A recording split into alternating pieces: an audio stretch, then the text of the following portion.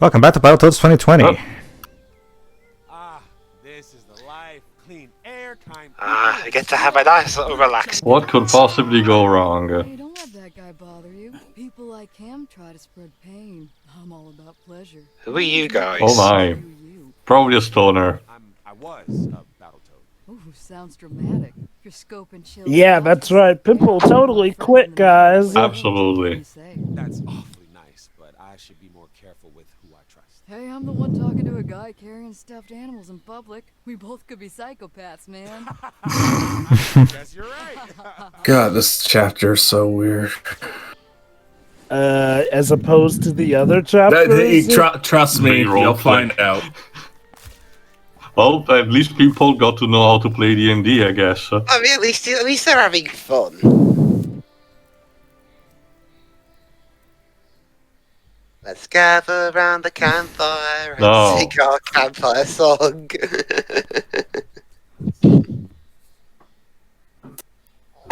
Alright, and now here's the loading screen. Well, Yeah, like I said, this game has a loading problem. I'm pretty sure this is just on the original Xbox One. A loading problem is still a loading problem, especially for a game this small, honestly. True. See you up there. It's usually tied to Unity. To the Unity engine. Oh, you're actually controlling these two? Yes, now forgot this chapter. We're going to do side-scrolling stages, Rayman Origin style.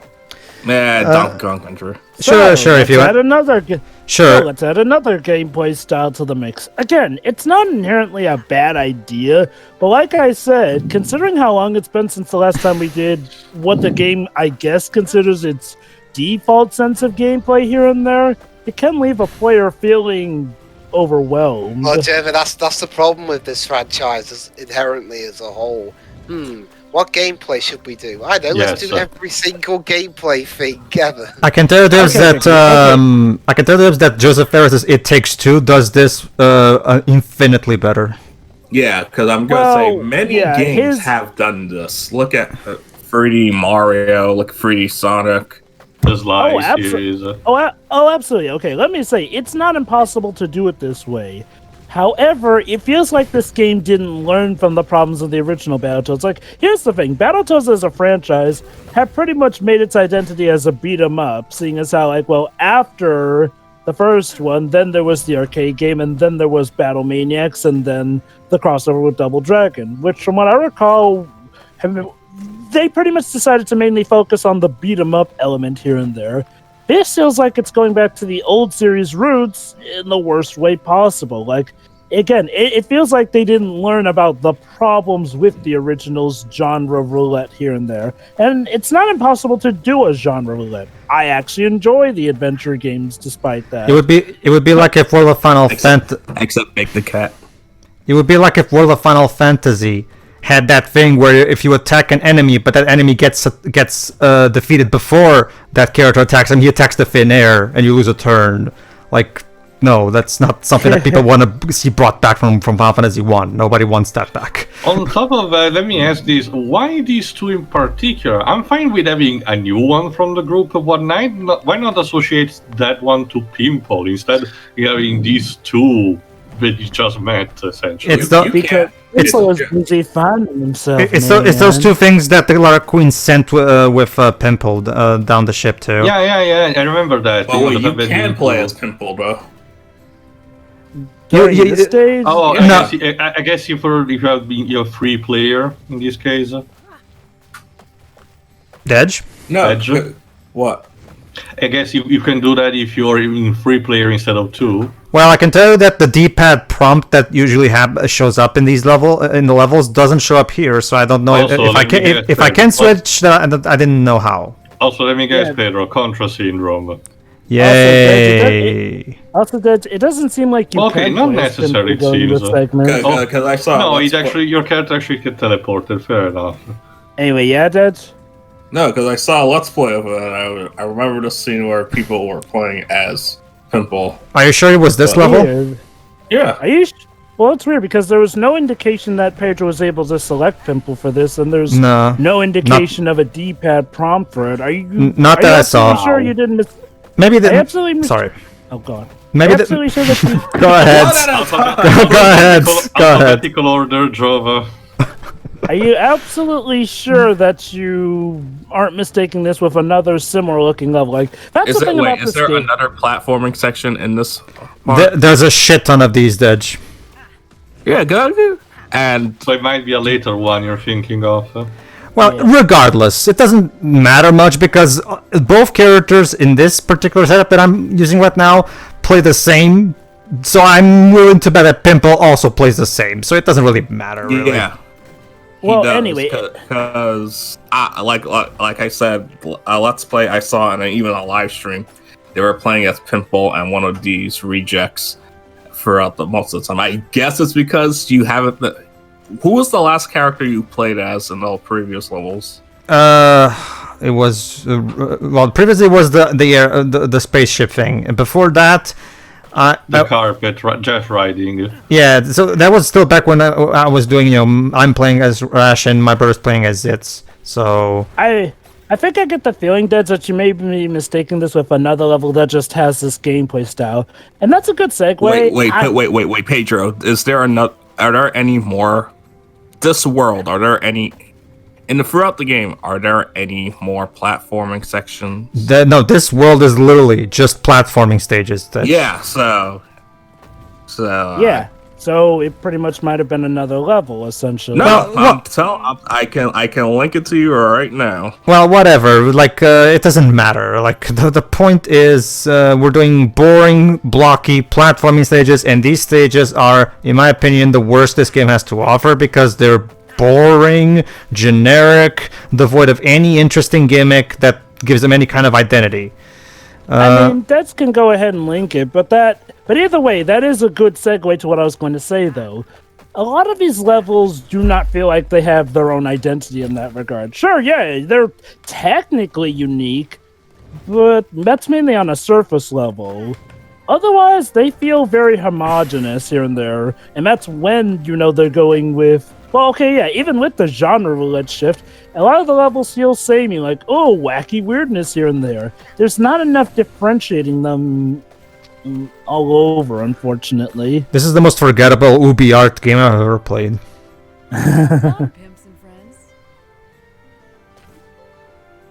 And that's it. The stage doesn't even end, it just kind of stops. Honey, she does say Pimps and Friends, but again, there was no prompt to play as Pimple. As far as I can see. Remember, you're watching a blind playthrough. If the game allows me to switch to Pimple, it definitely didn't make it clear for me. Neither for me nor for my brother. If that is the case, then that's another fault of the game, because, like you have said, every other time it's been obvious how you play as the third character. Like, for them to suddenly make it a secret as to how to play as Pimple is baffling. It's wrong, but it's right enough to turn these lasers back on. What do you say? Ah, boy. And it was at this point where I definitely made the conclusion here, like, it's not just the Dark Queen, but the Battletoads in general are kind of different characters from how they were back then. And I'm not saying that change is automatically bad, but this is like Teen Titans Go level of change, where again, you promised us a sort of... Okay, you promised us the new Battletoads here and there, but that doesn't mean people are expecting for you to change stuff so fundamentally to, well, the point where they don't like it. It just defeats the purpose of bringing back this old property here and there. Like, for all the problems... Hold on. For all the problems that Samurai Jack Season 5 did have, it at least did give the people what they were asking for, an actual continuation and conclusion. They didn't fake people out and then suddenly give them this weird and wacky different thing that had nothing to do with the original source material, despite wearing its skin and name. Yeah, Dej? Maybe. Hear me out. Battletoads was never good. Nah. Battletoads was a mistake. It's nothing but trash. That means that is not really an excuse. Like, No. I'm just saying. He's like, you promised people a new Battletoads game, but in no weird way, it's like throughout this entire commentary, we've been saying the first game suffered through the same issue this one has. No. Well, okay. Actually, not an actual really. Difficulty level. This one is actually more. He's actually more the different accessible. gameplay styles. Well, okay, Des. Well, like I said, I wasn't particularly offended by that. Yeah. See, here's the thing. That wasn't necessarily the problem per se. It's that...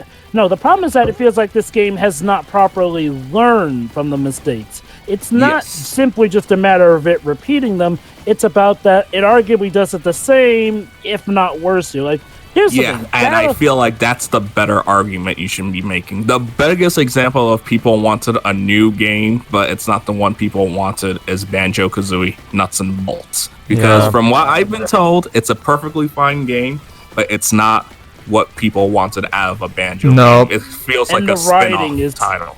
And the writing is terrible. Much like, not necessarily for writing, but much like Metroid Prime Federation Forces. It's technically a decent team, team first-person shooter that could be well integrated in the Metroid universe. It just had the very, very poor timing in its release and announcement. Okay. But when it comes to Federation... one more thing. You also mentioned Teen Titans Go. No, Teen Titans Go made it clear what it was from the get-go.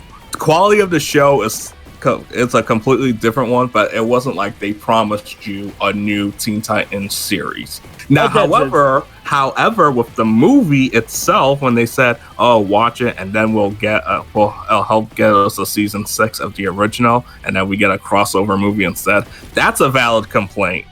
Okay, Deds, let me elaborate. When it comes to Teen Titans Go, like I mentioned in an earlier part of this playthrough, yes, we all knew that Teen Titans Go wasn't going to be exactly a new Teen Titans thing.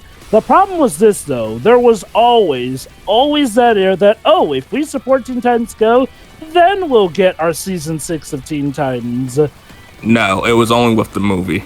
No. That's a thing. The actors themselves literally encouraged fans to try and support the show in hopes of it getting a Season 6. Yes, it wasn't from the network itself. I just remember that was just with the movie. I'm pretty sure. No. Oh, trust me, I remember. That happened actually even before the movie. Question, Jova, tied to what you just said right now, because I don't have an experience. Are the voice actors for Go the same from the original series? Yes. Okay. Yes. That I do know. That sort of adds to some of the people's aggravation. Like, we literally have all the ingredients needed. It's just, why not give people Season 6? But whatever. To the point of Teen Titans Go itself here, yeah, we did get an idea it wasn't going to be like that. And you know what? People might have been more okay with it. The problem is that Teen Titans Go constantly froze in people's faces the fact that, we technically do know the original existed. And according to one episode, it technically is a continuation of the original series, which, people hated. So essentially, congrats. You actually gave us this weird mutated continuation of the show. You didn't even have to make it a continuation, but you did. And yet they constantly made fun of people who dare to not like it because of this and that. Here's what most likely... to reconvert what you're saying back to this, Jova, I get the feeling, Jova, I have no evidence to back this up, but this is just what my instincts are telling me. I get the feeling, Jova, that obviously we need the content incoming to fill Game Pass. So Phil Spencer probably thought, okay, Battletoads would be a very quick and easy game to make and put on Game Pass. Then he turned to Rare to say, okay, get some. If you guys don't want to make a Battletoads game yourselves, get somebody else to make it, and that's how this game came into being. Like, that's a thing, though. In regards to this game, it's hard to think of who to recommend it to. Definitely not fans of Battletoads. They hated this. Newcomers? Honestly, I think the game on its own, without the context of Battletoads, is boring at best. Because, again, it is technically tied to the franchise. So, unless you're a big fan of this, you may not get some of the references this thing throws your way. And you may be wondering, why should I care even? So, congrats! By being such a mundane at best game, it kind of appeals to no one. Your brain cooks them up when your body feels. So even if someone is just looking for a game to play to waste an afternoon. No, I can tell. Much better games you could be playing. Deji, right now, in the same service, Game Pass, Streets of Rage 4 is there. So why the fuck would anybody ever need to play this? Oh wow, Streets of Rage 4 is on Game Pass. Actually, Pedro, question. Yes. So say you get a game on Games Pass, how does the DLC work with that game? And Well, that depends if the DLC itself is also on Game Pass. well, that's what I mean. Is like, so it's a matter of like the DLC needs to be on Game Pass. Yes. Still, though, it's possible for DLC to be on Games Pass, so you wouldn't have to pay Yes. extra for that either. Basically, Jova, Sea of Thieves came out devoid of content, but it got those paid expansions. However, if you have Game Pass, you don't have to pay for the expansions, because since it's but everything that's published by Microsoft, including DLC, it goes on Game Pass day one.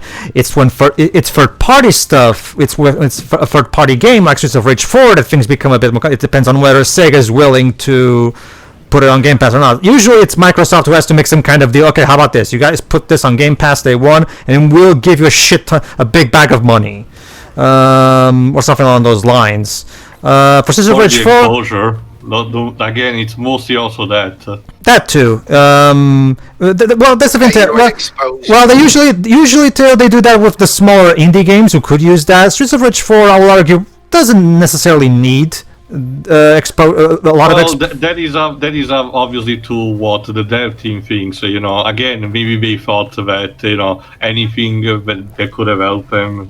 Maybe they thought, maybe the game won't sell that much on Xbox, so then we might as well take advantage of this. Well, it depends. Each case is a case too. Yes, Jova? So let's set the stage with this game, though. This game needed to be pretty damn good, because, let's be honest, the marketing did not do it any favors. Okay, now to be fair, the initial announcement of it was met with praise, and by that I mean the teaser trailer of the hovercraft crashing into a wall.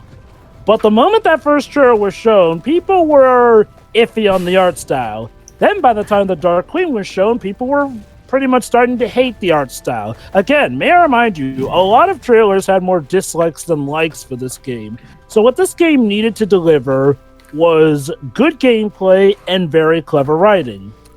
Like I have said, the actual thing might as well be Jekyll and Hyde with how much it switches from funny to non-funny, or how much the gameplay is hit or miss.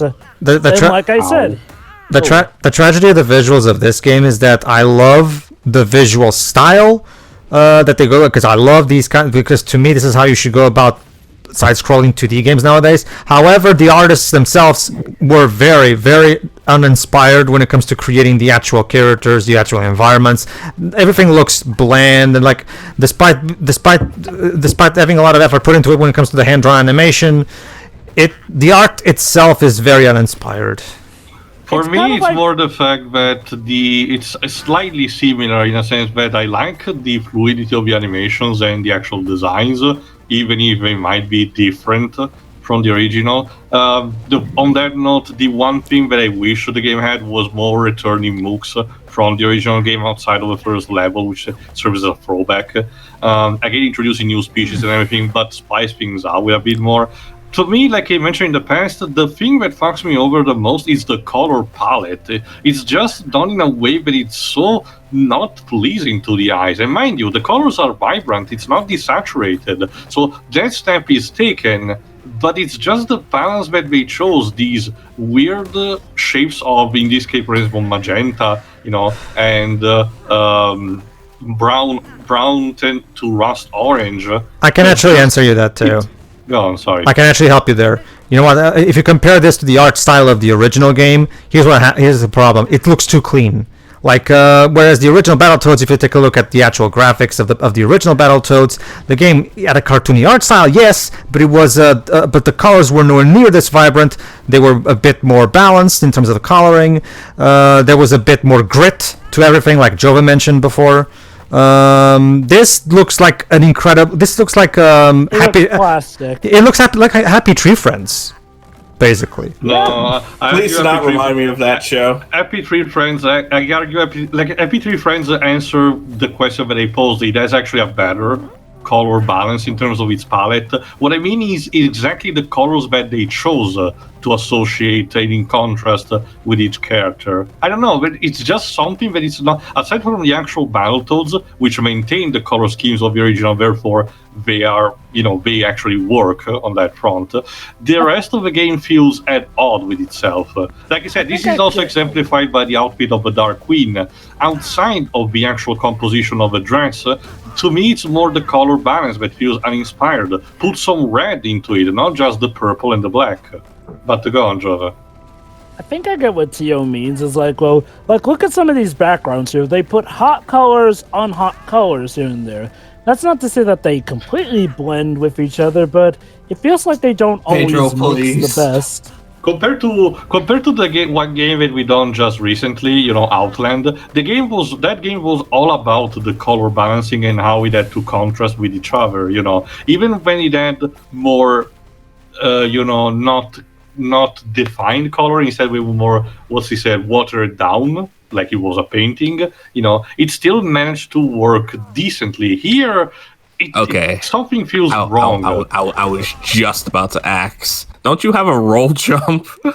Yeah, I was like, then it just pops up on screen. It's like, oh, thank God. I was, rolling. There it is. I think, Tio, to go to your point, it is sort of like this. It feels like the game has to constantly just pack this much on. It feels like it's compensating for something, which that's the kind thing. of also ties into the dialogue as well. Like, I think that's the major problem with this game. It feels like it's trying to be better by just adding more in this weird compensatory manner here and there. Like, it also fits in with the dialogue here. Oh, well, we may have a little joke here and there, but we gotta build up on more of it to make absolutely sure that it's funny. Or, sounds hey, like the Ghostbusters 2016 movie. Yep. Yeah. I mean, okay. I just love that. It's not that guy in the Hogwarts. I was like, hold on. Precipice of enlightenment, my man. I don't think it's as bad as. Where is people? In Oh. this shot? No, that movie is actually pretty. No, good. I will say this. At least so far, they didn't do what we feared at first when we saw the outfit of the Queen. They didn't actually made it too much of a deal outside of that throwaway gag with Jeff, which can be easily a blink and you miss moment. So at least there is that kind of decency.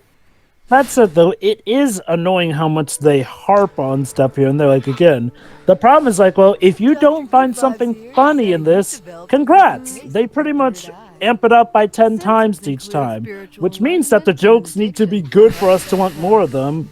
And that I understand. Oh god, another one of these. Oh god. this is just a me thing, but I feel like Rare's brand of humor is actually kind of obnoxious Juvenile? Sometimes.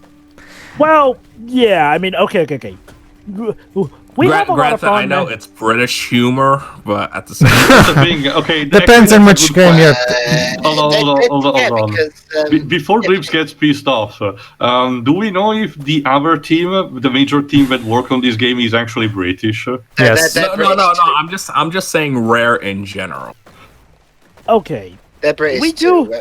Okay. Yeah, we do. I'm not going to get into the subject of British humor versus American humor because British humor is classier anyway. And because you're living through So what's the web how of British detective? humor. All right. Let me actually talk about that. I will agree with you. Anything past 1999. Well, actually, no. When did Conquer come out again? 2000. 2000. Past Conquer, I guess. Like I will still argue when you go into the DKC, the original DKC trilogy, like hell, even let's say this, like I know a lot of people don't like Donkey Kong 64, but I will argue the humor in that game is on point. The few times when the game actually tries to Also, be funny, it is genuine. Pedro, what do you mean Rare's humor stopped being funny around 2000? Star Fox Adventures is the best comedy ever made. Okay. You see, you're proof that British humor. Yes, Jova. They Okay. laughed. Okay, to be fair, I'd say that we do. Everyone gets one. Okay, a lot of people do tend to have fond memories of Rare here and there, and I can't blame them for that. Rare did give out some interesting quality here and there. I will say this, though, it will vary heavily on how well their humor has aged you. Like, okay, this is not to say that they never had clever humor here and there, but it does feel like, when you do get older, a lot of their humor can feel a little bit too juvenile for its own good. I mean, that's not to say that it would... Okay, it never got to the point where it was downright terrible, at least back in those days. But I will admit, some jokes kind of feel a little bit like, laugh at us, damn it, we're funny here and there. Also, I just want to point out, no, I do not hate British humor, considering I watch Hellfire comps. And the founder of Find the Computer Room is British, and he's probably one of the funniest people I know. Yeah, and I think he stopped doing. I think. Yeah, that's why I said founder. That wasn't implying that he's still around. Shame. Okay. British humor definitely has its taste here and there. It can also have its weaknesses, though, as with every kind of humor. An ignorant American about British humor every being kind bad. of humor. I mean, I'll take American humor. One pro of American humor that I can find is that there's a lot of variety in it. I'll give it that. The con of American humor it possesses one of the worst kinds of humor, in my opinion. That comes from it half the time. Look at us, we're funny. Ha ha ha ha. No, that kind of humor is present everywhere. It's not just. Yeah, I was about to say. It seems to be most prominent in America, though. Okay, actually, that makes me raise a question. What even constitutes as American humor? I get the idea of defining British humor due to its different personality of, being dry, it's sometimes surreal. But defining American feels...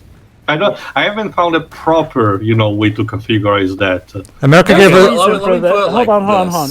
Well, okay. To put it like this, I think the reason it's harder to pinpoint down American humor is American humor tends to be more the jack of all trades, master of none type of thing. It's like I said earlier. There's a lot of variety.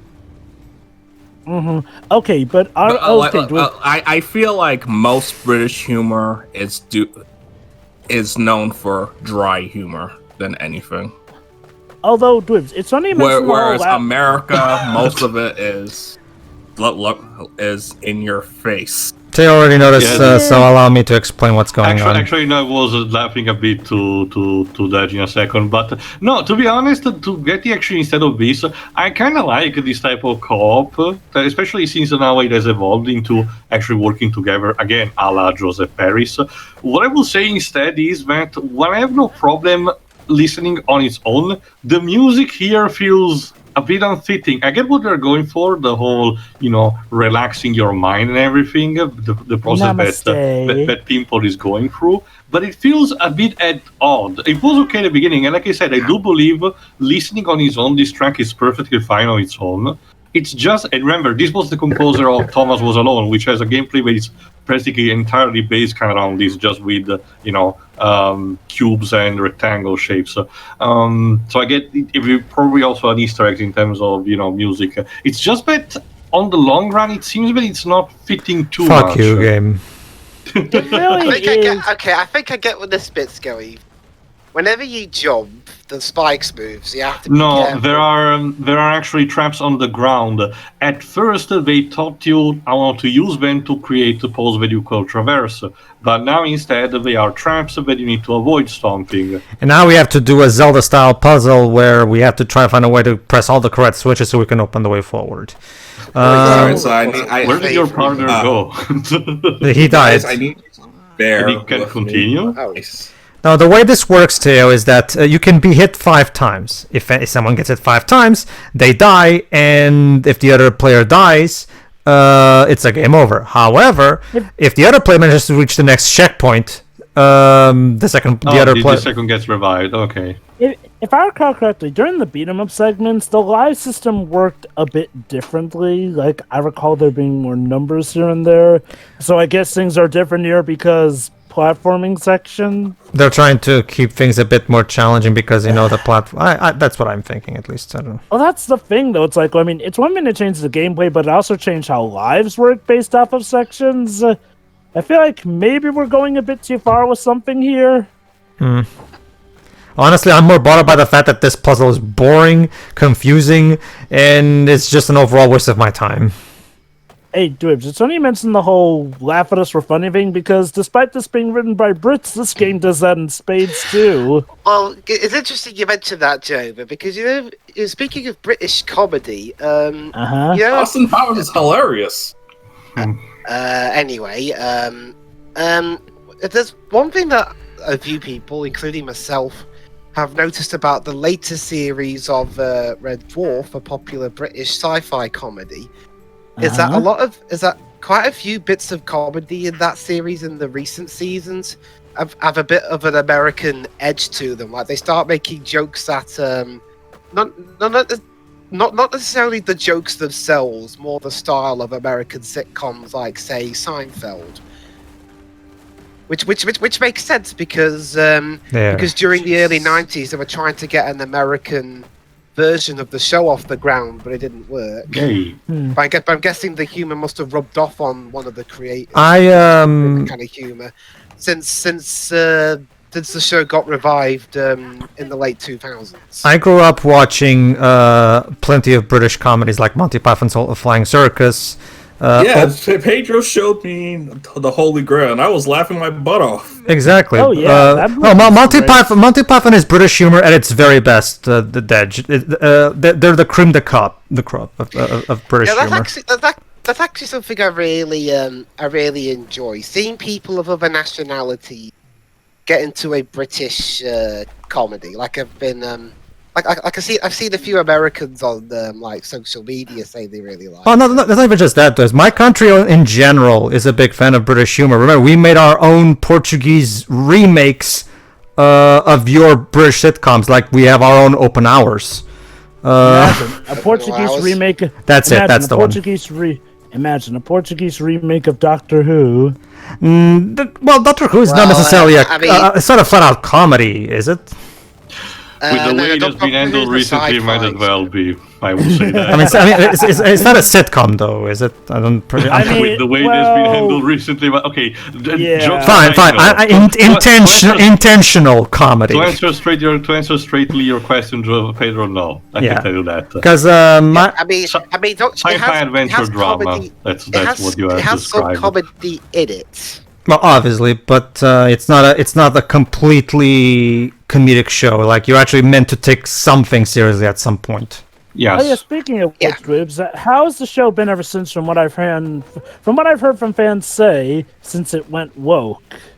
Well, Joe, but to be honest, I can't fully answer that since I dropped off halfway through Capaldi's. I can tell you this, Jova. The Jodie Whittaker era hasn't been spectacular, to say the least. It has its fan, but I argue it's still a step down. To the point, and thanks also to what happened last year, essentially the show is kind of an hiatus when it comes to actual television broadcasting. And now they're actually having someone develop a video game to spice up the weight, which is fine by me, We'll see how that turns out. Although to be honest, some of the I'm not saying people aren't allowed to criticize a certain era of the show. I mean, they're more than welcome to do that. I have my issues with certain eras of the show. But there's one thing I've noticed in the Doctor Who fan community is there's been. I know it should be like a vocal minority, but it sure feels like there's a lot of people who have, let's just say, really questionable opinions on the show, if you know what I mean. Question, Dej. Have you ever seen anything related to Mr. Bean? Yeah. Because the first Mr. Bean movie, which takes place in America, I will argue is a really good blend of British humor and American humor because they kind of do the whole thing. Guys. Okay, look. What? British humor is not bad. I just said that. No. I'm not saying you are. Get a reaction. I'm not saying you. Okay, that's a good segue. That's not why I'm saying it, though, Dej. That's not why I'm saying it. Sorry, Tio. I thought, Jova, what were you saying a bit earlier when I made the Doctor Who thing? Oh, just that. Well, I've heard from a lot of fans that the Doctor Who era as of now, it feels like the biggest problem with that show is that the main focus is that, "Ooh, look, it's a woman," and that's apparently the only thing. Well, Okay, so from my I'll be honest, some of- understanding, One at a time, guys. Dweebs, One at a go time. ahead. Dweebs alphabetical. I have seen a few episodes of the show. Wait, While I wouldn't say is exactly my cup of tea, some of the quote unquote woke complaints are just ridiculous. Like a few of them that have lots of views on YouTube. Terrifyingly enough, their comments seem to be that the show's gone woke because it even has a person of color in it. Not even really, though the previous series had that before. I don't know what videos do you watch, Dweebs, but anyone who actually watched Doctor Who will know that the show has been open to that in the past. Well, that's the problem, Tia. There has been, but it hasn't stopped people making those idiotic YouTube videos with those terrible clickbaity thumbnails and making all sorts of ridiculous and sometimes even bloody racist, sexist comments. Dweebs, that happens for everything. But it just feels worse when it's a show. You know what I mean? Dweebs, quick question. The scene, good evening, I'm a lizard woman from the dawn of time, and this is my wife. What era did that come from? That sounds like something later in Moffat's era. I'll just post the GIF right here. But no, Dej, that's the thing. Yeah. That's the Stephen Moffat era, the one before this one. Exactly. It's completing. Here's the. No, this actually was from the. This is from the Christmas special during the 11th Doctor run. No, but here's the thing, Dej. I wasn't saying that about anything. I was just trying to recommend you that movie. I was just trying to recommend that movie to you. Actually, anyway, that going back to the British humor and to go instead to talking a bit about Rare, because it's something that I noticed recently. Oh, that's right. This level's still going, by the way. Jesus. Go ahead, hey, we had a pretty good again, like you discussion said, I about don't really. In itself, as a type of puzzle, I don't really have a problem with it. But to instead go for the humor, because it's something that I did notice. Instead, not necessarily from actual current Rare developers, but people who made it. Specifically Yooka-Laylee. Because one thing that I heard a lot when people who criticize Yooka-Laylee told about it, including British people like Jim Sterling, they essentially either they didn't get or took too seriously the humor of the brashness of Laylee towards other people as blatant racism, even though it's technically the same thought process that Kazooie had. Yeah, okay. I know Pedro has more experience with this, but every complaint I've heard of Yooka-Laylee, that can easily be applied to Banjo-Kazooie. So it's like Yooka-Laylee is exactly what people wanted. There are some differences, but I'm not gonna get into it because we're at the end of the part. I don't want to make this about the entire game, just about this particular bit of writing that is connected to the humor. Because essentially, especially because, like I said, even actual British people seemed to not like that. So that's what my question in that front. Yes, Jova? It's like I've said always, the problem with Yooka-Laylee is that it is Banjo and Kazooie, but it's Banjo and Kazooie with all its warts and everything. Like, people were hoping for Banjo and Kazooie, but properly updated to, the standard code of the time here and there. That's the main failing of Yooka-Laylee in that sense. Basically, which should be a better complaint. Whatever. All right, see you for the next part, I guess. See ya. See ya.